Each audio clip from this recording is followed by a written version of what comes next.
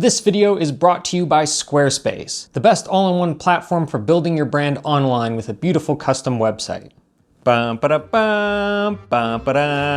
Ava's wearing her Indiana Jones hat today because we are on the search for lost treasure. Well, lost recipes to be specific. In Italy we have so many recipes that sometimes we forget them. Sometimes these recipes are lost because they were just weird and strange to begin with. Sometimes they evolve into new and even beloved dishes. And sometimes they become popular around the globe despite disappearing in Italy. As we look at a few of these lost recipes today, let us know in the comments down below. It's up to you. Are these worth reviving or not? But Harper, we have a problem. How we can cook a recipe that they are lost? I think I know someone who can help us.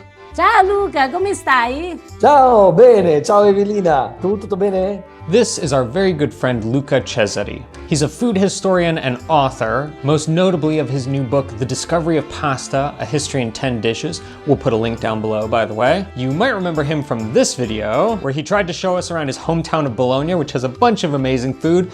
Too bad I couldn't eat anything because I was really sick. If anyone knows about lost recipes of Italian cuisine, it's Luca.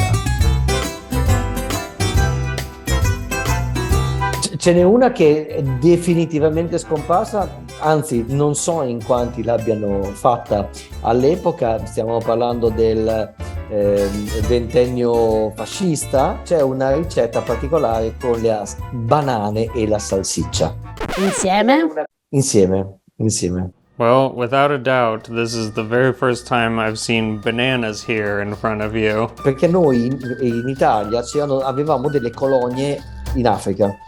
Le colonie italiane in Africa effettivamente producevano alcuni prodotti, tra cui le banane.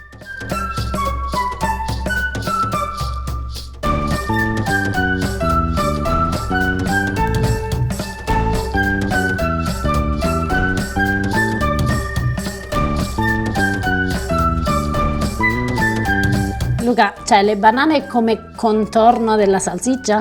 È una specie, perché le banane vengono fritte nel burro e si spappolano un pochino, le fai a fettine.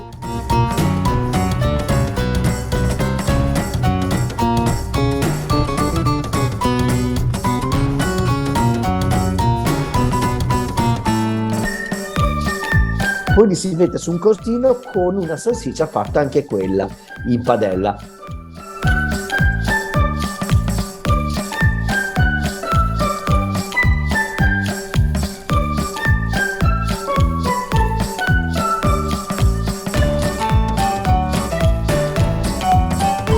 Tu l'hai provato? No, questo no. Non ho avuto Quindi il coraggio. sarei io l'unica italiana che prova, l'unica italiana ad oggi che prova questo piatto.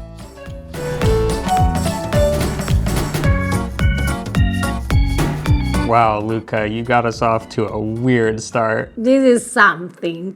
Okay, because this is an Italian dish, it's better if we shut up about pineapple on pizza. It's like, because if we complain about that, come on guys. This is Italian. All right, I'm curious to try this. The smaller one, or is the smaller? Buon appetito. Buon appetito.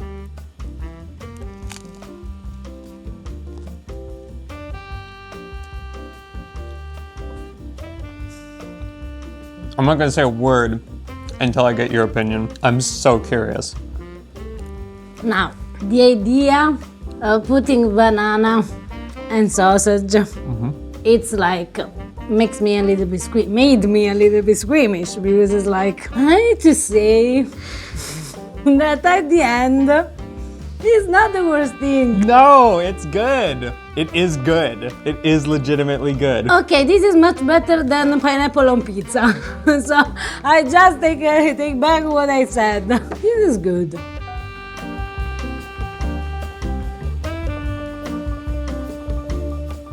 You even know, like with pineapple, for instance, you really liked when we had the al pastor pork tacos with pineapple. It's that sort of sweet pork thing that kind of works. I can't be the only Italian who had the courage to do this. All my Italian friends, and Luca, also you, try and then let me know what you really think. Oh, è buono. Yeah, the only question is why it was lost. Hai tu una teoria del perché questo crostino con sta banana e la salsiccia non ha attecchito in Italia? Non è molto vicino ai gusti italiani. E poi c'è una ragione storica, secondo me, che noi finiamo la nostra avventura coloniale abbastanza presto, quindi non abbiamo più bisogno di consumare tutti questi prodotti provenienti dall'Africa. Dopo circolano come circolavano tutti i prodotti che venivano dall'estero. You're still eating it. I'm so impressed. È buona! Magari rimaniamo stupiti, dici, è buonissimo, adesso telefono a bottura e glielo suggerisco. Don't just take our word for it, though. What do you guys think? Is this banana sausage bruschetta worth reviving? Come seconda io ti propongo una lasagna alla bolognese, ma non è la solita lasagna alla bolognese che conosciamo tutti, perché esiste una lasagna alla bolognese che non fa più nessuno.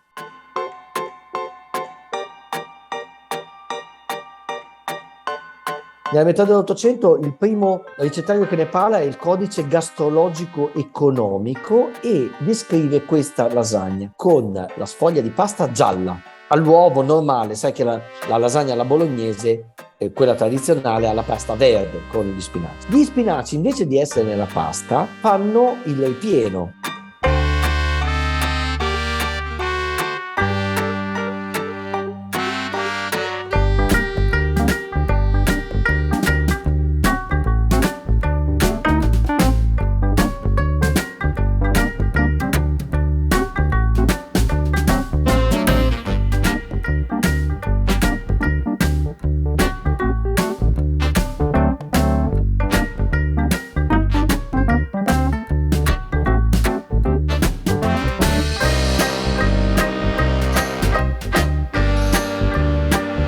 Quindi la prima lasagna alla bolognese è una lasagna bianca. Esatto, bianca condita con gli spinaci.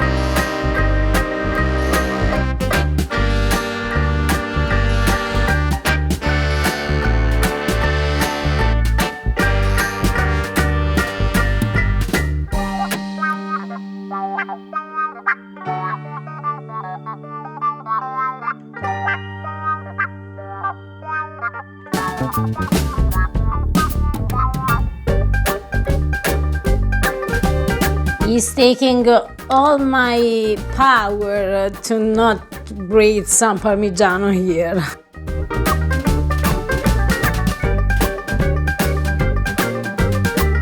Chiudo l'ultimo strato con la lasagna o con il condimento? Questa è una bellissima domanda. Io, visto che sono una specie di timballo, la chiuderei con la lasagna, con la pasta, unta sopra, in modo che quando va in forno fa un po' di crosticina.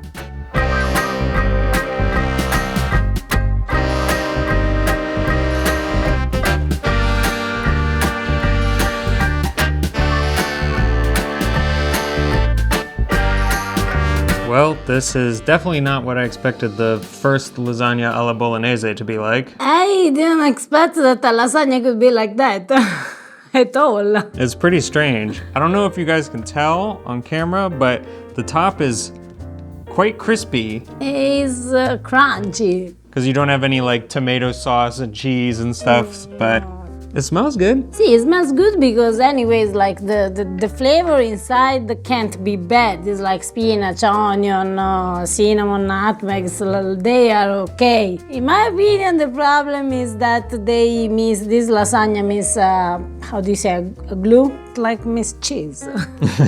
Oh, this is cheese. Well, we gotta try it. We gotta taste it. I have the knife. You need it with this lasagna because it's not quite as soft as Buon Buon appetito. appetito.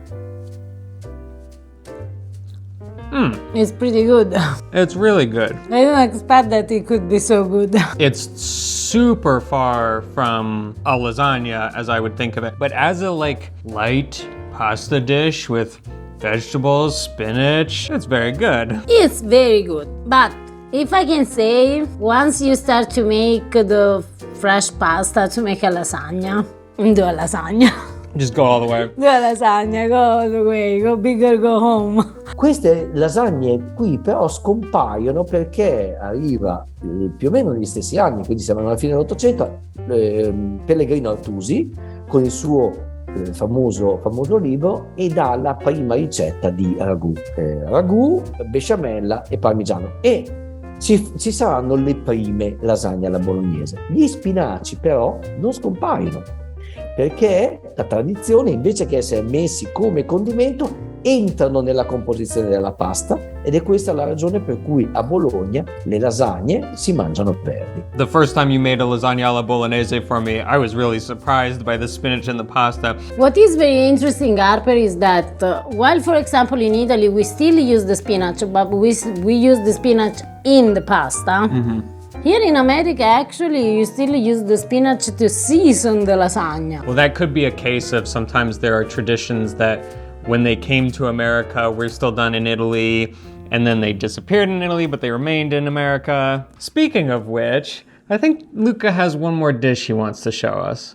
Before we check in with Luca about one more dish, a brief word from today's video sponsor. If you run a business, or better yet, if you're thinking about starting one but haven't quite pulled the trigger yet, you definitely need a beautiful website. And by far the best way to make that happen is with Squarespace. I remember I used to be involved with a business back in the day when, getting a new website was such an ordeal. You had to hire people, you had to get coders, you had to get people to do all of the graphics. The amazing thing about Squarespace is that absolutely anyone can do it. You can do it right now. It's all simple and intuitive, it's drag and drop. One of the cool things about the age we live in is that it's so easy for people to share the knowledge they have and even start small businesses around sharing that knowledge with other people. But you do need a platform, and that's one thing Squarespace is great at. For instance, with features like member areas, you can sell access to gated content like video classes or online courses or newsletters. They also have really cool scheduling tools. Clients can just check and see when you're available. They can make a reservation or an appointment or set up a meeting with you. As you grow your business, you might want to start a newsletter, start collecting email addresses so you can stay in touch with your clients. Squarespace makes that super easy so you can build a subscriber list and keep in touch. By going to squarespace.com, you can get a free trial, but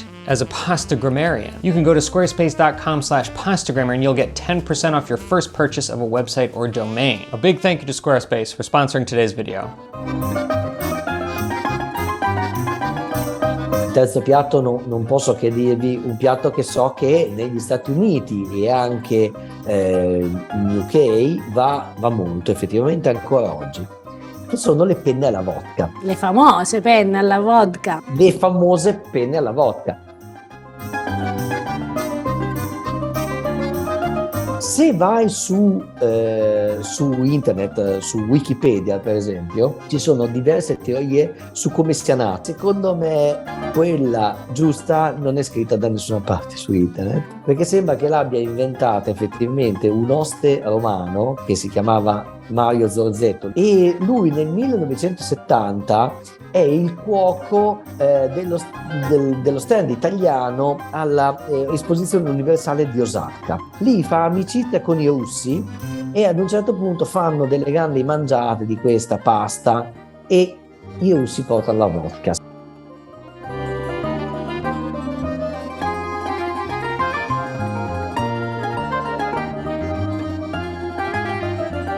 Da noi si sono sempre fatti con il bacon.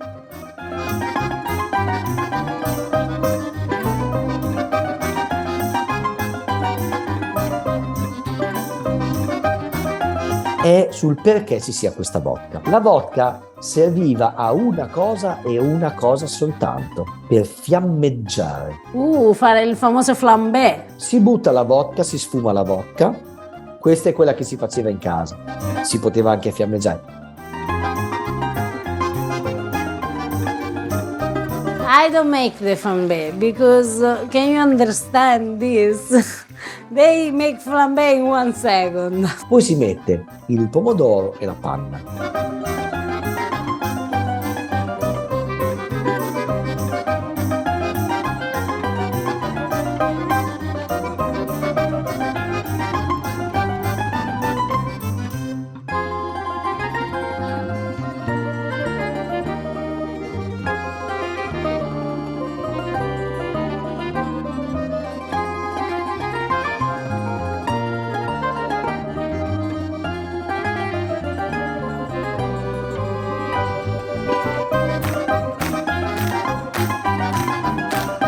So many people have asked us if penne alla vodka is actually Italian, and now we know the answer. Penne alla vodka is 100% Italian. And yet you won't find it in Italy. Nowadays, they don't cook anymore penne alla vodka because really nobody requires penne alla vodka. Then, yes, you can find in a touristic restaurant because they are much more famous outside of Italy than in Italy. Let's try it. So, creamy or creamy? It's creamy. Buon appetito! They have their own reason not to exist. It's pretty good. It's pretty good. The only reason I sound hesitant is because Ava stepped away for a moment and I tried the sauce before she added the cream. And it was better.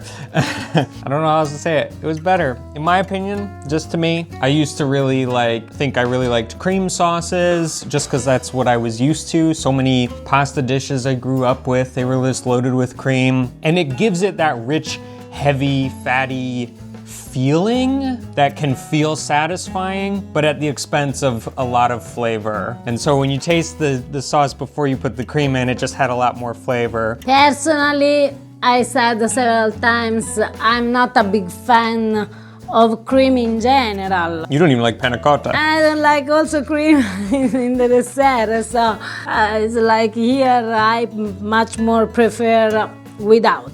Then isn't bad.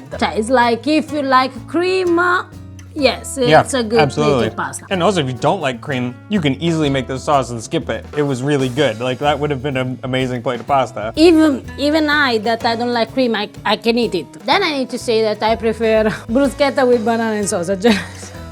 Le penne alla vodka, devi sapere che effettivamente c'è stato un periodo in cui sono state molto famose anche qui in Italia, ma praticamente dal nuovo millennio, anche qualche anno prima, dalla metà degli anni 90, qua non le fa più nessuno. Questo è il piatto tipico delle cene anni 80. Perché in Italia negli anni 80 la panna era dappertutto. La panna è quasi scomparsa perché effettivamente se ne era abusata di panna. It's time to let us know in the comments below. If you had to pick one of these dishes to revive, which would it be? Okay, this one doesn't really need revival because it's pretty well alive everywhere except Italy. A huge thank you to Luca for helping us out. His book, called The Discovery of Pasta, A History in 10 Dishes, is finally gonna be available in English. I'm super excited. Ava read it in Italian and loved it. Now I can finally read it. It is now available for pre-order, comes out January 3rd. So we'll put a link down below. It's almost here, I'm really excited. Before we go, a quick shout out to a pasta grammarian in action.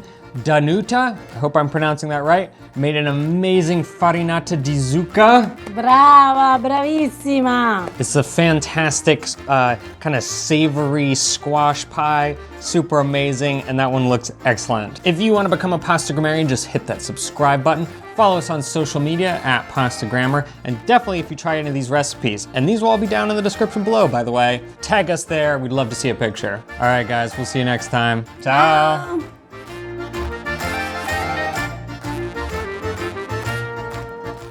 Io mamma stai facendo un video. Super, che stai facendo questo? Super ricette che non ci sono italiane che non si cucinano più. Ci sono Ricette italiane che non si cucinano più. ricette italiane che non si cucinano più, e quali sono? Allora c'è sta una bruschetta qui, banane e sotizi. Banane e sottizze. Sì. E quando mai c'erano i banane e sottizze? Durante l'epoca fascista, mamma, quando avevamo l'impero al sole. Rostano i banane. C'è Franco Caragione che arrostano i banane. E poi? Una lasagna alla bolognese che è fatta solo con spinaci. La lasagna con i spinaci, vabbè. Sì, però senza sugo, senza besciamella, senza formaggio, niente, solo spinaci. E poi i pennetti alla vodka. I pennetti? Alla vodka. Insomma, mi chiedono un poco di mussolini, un poco di puttane, un poco di tutto. Alla fine sogna alla moda. Il pane è buono, la banana è buona, la salsiccia è buona, tutti insieme c'è una banana di troppo.